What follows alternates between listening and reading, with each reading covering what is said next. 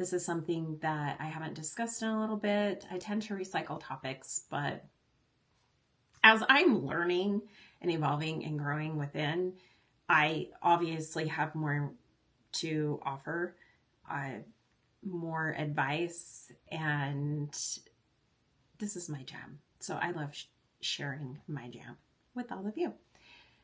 So yesterday I discussed anxious attachment style. Today it's dismissive avoidant. Here we go. This one I know the most about, not because I've ever been a dismissive avoidant, but because I fucking love you guys. I love the dismissive avoidant. Trying to correct that. I think I'm doing okay. But yes, this is my jam. And I hate it. I absolutely hate dismissive avoidance because you guys are the worst. Just kidding. I'm joking. But yeah, I am barely realizing that I am a fan of dismissive avoidance because, again, I have a couple of exes that have decided to dive into their work on attachment styles. And as I've had these conversations with them and we've kind of dissected it, they're like, I'm the dismissive avoidant, or I'm calling it out and they're agreeing. And I'm like, oh, so Christine likes that. Mm-hmm. Which really sucks because in order to have a healthy relationship, like I discussed on yesterday's show, you have to have two people that are very self-aware with their attachment styles. It can work. It absolutely can work. But you've got to have two people that are self-aware enough and also understanding with where their partner is. So you've got two people, separate attachment styles. You've got to have open communication regarding this. You've got to discuss it openly. Like, yes, I realize this is me. When conflict arises, you have to have an understanding. Why can't I word today? Like, maybe I need more caffeine. I don't know. I can't word. But a lot of you that listen all the time are like, you never can word. But you have to have complete self-awareness and understanding. I am a fan of, which I will openly say I haven't done in years, but I am a fan of going to therapy, couples counseling together, in relationships. I have some of my very favorite couples that reconnected, I guess, after divorce, or discover one another, I guess, most of them after divorce and breakup, that have the most amazing relationships. But the key to these relationships being so amazing is open communication, the keys, I guess. Open communication, self-discovery, and doing the work, then putting in the effort together. Is it easy? No. Is it worth it? Hell yes, it's worth it. If that's something that you want, your long-term partner again, after all of the chaos of breakup and divorce, then it's so very worth it. And in my eyes, I truly believe, and maybe I'm just being a nerd this way, but I truly believe it's possible. I'm not giving up hope. Some of you may laugh, but I'm not. I know that there are men in my past that I could have made it work with, but I was the problem. And I know most recent relationships, while I've been diving into my work, they weren't willing. So I'm not blaming them, but at the same time, it takes two, right, to form a union and to do this together. I have friends that, I sat down recently. Go listen actually to last week's episodes. I was a guest I collaborated with Mormon to Medium podcast hosts Brad and Nan Zeman. They are one of my favorite couples because they both came from two different walks of life, two different traumatic experiences, and they've come together and they have the most amazing relationship. But they discussed with me the fact that it didn't come without a lot of trial and error in the beginning.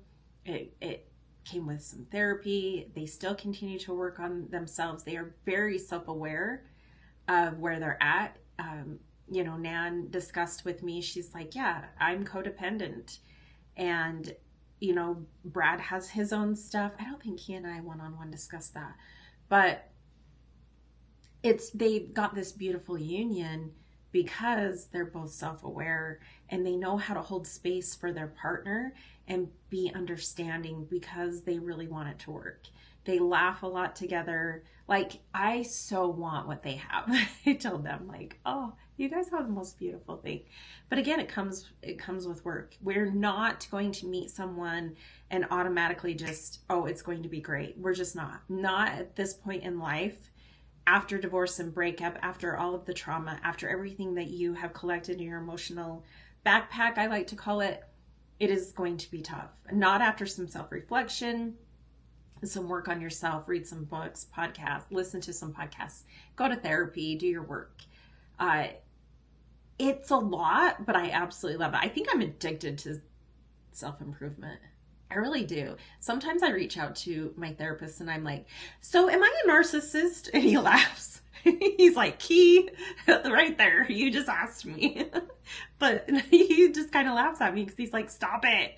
And I'm like, I am just trying to do better. And he's like, oh my God, stop. You're really overthinking this shit. And I'm like, cause it's fun. It's fun to fix me cause I am a fucked up cookie. Just kidding. But it was. So anyway, let's dive into this. Today, dismissive avoidant. Ooh, baby, I love you all. My favorites. Ooh, dismissive avoidant. I can tell you what they're like without even reading a book or knowing anything like logical from a therapist or whatever, because I've lived this again. So the dismissive avoidant comes in strong, hot, and heavy. They are a little bit love bomby, but not so much like a narcissist. But they come in and they are just like so excited about you, and they're all about you. They're not codependent. They're not overwhelming, I guess. Like, they're not coming in like, oh, I just want to devour you and spend every minute with you. It's not like that. But they just come in, and for me, the attention that's just right here, right? It's not too much, it's not too little, it's just right here, is good for me. I love it. I'm like, oh, he's all about me. Like, he's into me. Look at the communication. And slowly you find out they're full of shit within themselves, not you. They would rather be around the partner, if this makes sense, than with the partner.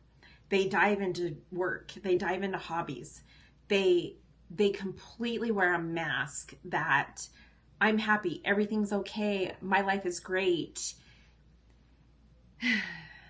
And then you start to have feelings for them, or the physical happens.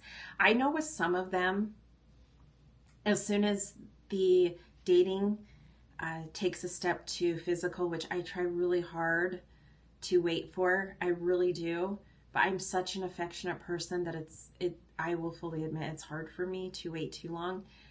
Typically a month or two after the talking phase, I am just like, anyway, I'm not going to get into that, but a lot of the time it starts after physical, and they start to close off emotions, and they are feeling suffocated, like this person's going to take my freedom away, and they want to protect that freedom.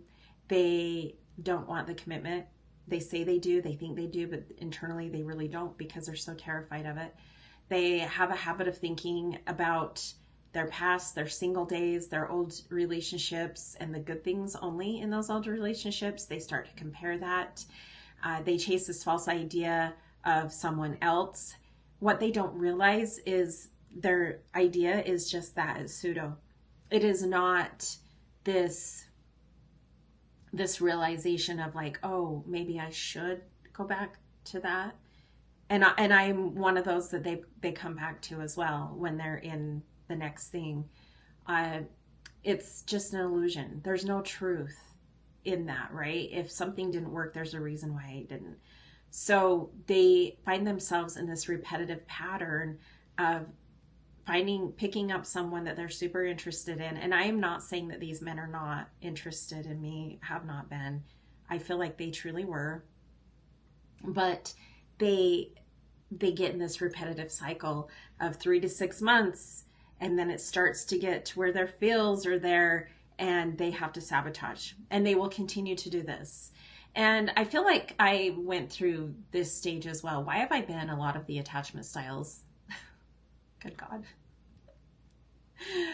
If there's one person that is perfect for a podcast like this, it is me. You're welcome. And my past, I mean. But these are the guys that cheat too. Not all of you cheat. And men and women, right? I'm only speaking from my experience. But they engage in flirty behavior with others. I've had it happen right in front of me. And I've had to set that boundary and even leave people. They seem very sociable, but really they're not. They're very introvert. They are likely wearing a mask. They can feel needy at times, but never open themselves up to be needed. Really think about that one. They don't worry about the relationship ending, but they bury their feelings of distress. And if their relationship is threatened in any way, which most of the time they are sabotaging, so they are the threat to the relationship. They're not open to sharing feelings or secrets. People with this attachment style don't show themselves all. I recently discovered, and I've also discussed this, that I have a need to be seen. Aesthetically, I get a lot of attention, and I don't mean to be conceited. You know, there are a lot of women that do, a lot of men that do. I get a lot of attention that way, and I appreciate that. I do appreciate that men see my beauty on the outside, but I have this need to be seen internally, and I think it's important for all of us, actually. But if I feel like a guy is not seeing me, who I am, my intellect, my heart, my passions in life, and appreciating that, then that's a hard boundary for me, and I will run. I have dated dismissive avoidants that do see me, and that's the hardest, because I just want to shake them and be like, we could have something. You actually see me for more than the physical, but they are so terrified to be seen. It's ridiculous. They don't want that, because if they are naked, so to speak, and transparent, then that's very vulnerable, and that could cause pain. And I have so much compassion for these people, again, because I have loved a few, and well, at least a couple, I should say, that are self-aware. And it's heartbreaking. These are some of the most heartbreaking ones for me. I've had breakups where we've both just cried because we're like, this isn't going to work, but I think you're amazing and this sucks. There's no damage done, right? They're like, I know that a lot of them cheat, but the ones that I have dated, they didn't cheat on me. Did they flirt? Yeah. In front of me? Yeah. They were disrespectful in that way, but they didn't cheat on me. And what happens with these ones is they always come back. I have experienced that a lot in my dating, where we break up and 3 to 6 months later, they're coming back saying, shit, I fucked up with you. You were great. And I'm not trying to like talk myself up. I'm just saying this is a realization that they come to. Why? Because there were no real issues within the relationship. Did we kind of have our days? Yes, everyone does. But that was so scary to them that they ran. And they painted this monster in me. And depending on where I was within, I did the same thing and just reflected it right back to them. So they have a huge lack for empathy for others. They disconnect from those that they're supposed to be close to as soon as they start to have feelings. They really have a hard time paying attention to other people's cues and feelings. And really, I had one ex a few weeks ago. We had this conversation, and he's like, Christine, I just don't have empathy for people. I could fucking care less. And I'm like, because you don't for yourself. You're the dismissive avoidant. Like, you have deep rooted fears and and pain that you're not willing to bring up to the surface and face. It's all just been suppressed. And he agreed, and I was proud of myself. Just kidding. But that was probably when I realized, I'm like, okay, you are the second one that I can point out right now that has been self-aware about it, by the way. I am not out here diagnosing partners, but these are partners that have come to me and said, okay, yeah, this is totally me. And they also believe that their emotional needs are a sign of weakness. And they believe that others are too much to handle. I can't handle your emotion. I don't know what to do. It's like when and this is, again, just my example for myself, man and woman, but it's like when I'm sitting there and I'm in my emotion, I'm a female, hello, that's what we do sometimes. And they've done something to hurt me and I feel betrayed and I'm crying and they're like, well, I'm out. I don't want to handle your emotion right now. I can't. Why? Because they can't handle their own.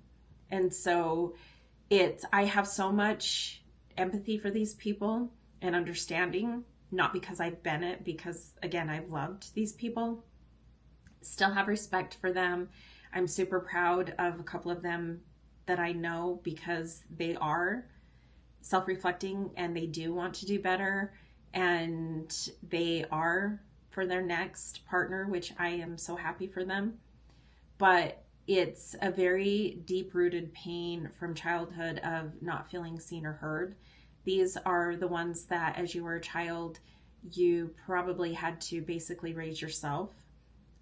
You were self-reliant and very interdependent, right? It's like, maybe the latchkey kids, and I'm not saying, oh, you had a shitty childhood. No, it doesn't mean that.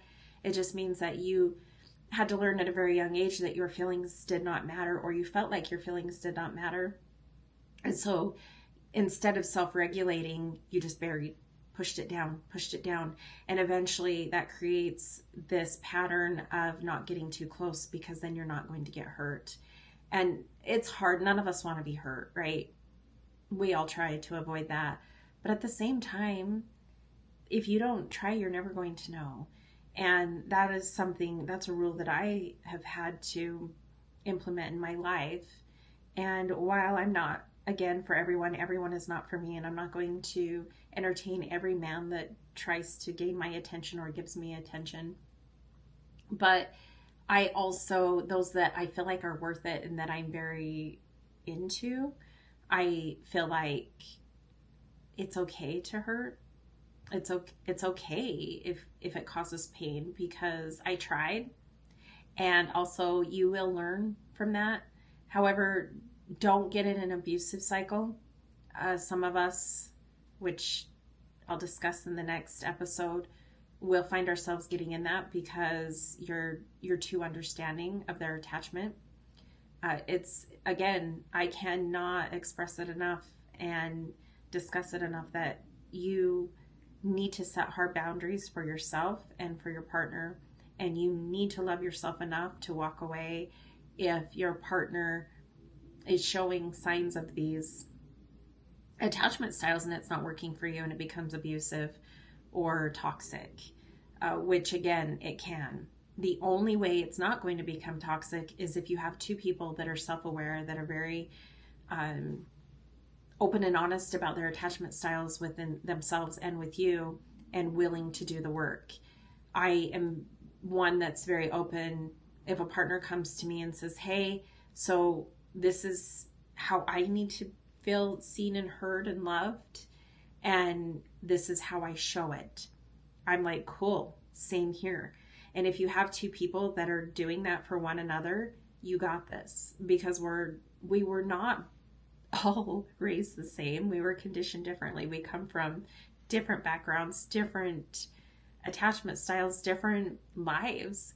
And so naturally we can't read minds, obviously, we're not going to have an understanding of where our partner comes from, has come from, the different things that they have in their emotional backpack that has conditioned them to be the person that they are today, especially the older we get and the more settled we get into being single and alone.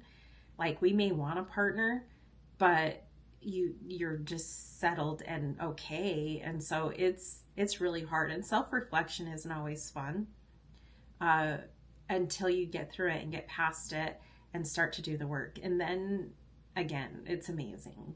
So that is fearful avoidant. Again, I could go on and on and on about the fearful avoidant.